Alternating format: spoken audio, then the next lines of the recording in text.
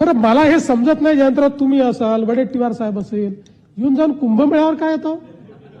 एवढा काय राग आहे तुम्हाला कुंभमेळ्याबद्दल?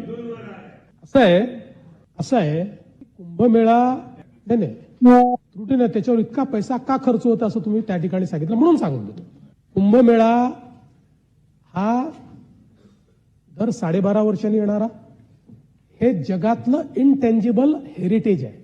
जगामध्ये इतक्या मोठ्या प्रमाणात कुठल्याही फेथमध्ये अशा प्रकारचा मेळावा होत नाही जो कुंभमेळा होतो, आणि म्हणून ही एक आपली इनटेंजिबल फेथ आहे. आणि याच्यामध्ये आपण जर बघितलं असेल तर कुंभमेळा एक असा आहे की ज्या ठिकाणी कोणी कोणाला जात विचारत नाही. हिंदू धर्मातले वेगवेगळे जे पंथ आहेत ते सगळे पंथ त्या ठिकाणी एकत्रित येतात, सगळ्या जातीचे लोक त्या ठिकाणी एकत्रित येतात.